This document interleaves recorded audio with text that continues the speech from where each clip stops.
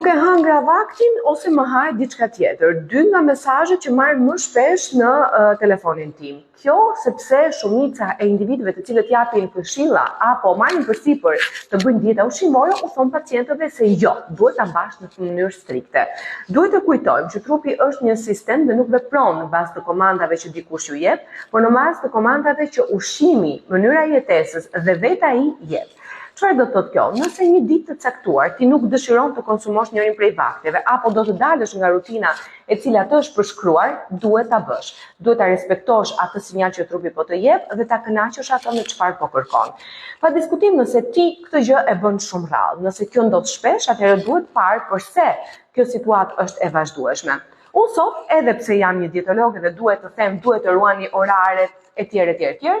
Sot nuk më haj mëngjes dhe nuk e ndjeva fare veten në faj, ndaj po e ndaj me ju, për të qenë të gjithë të qetë ndaj ndryshimeve që trupi pëson në një ditë të caktuar.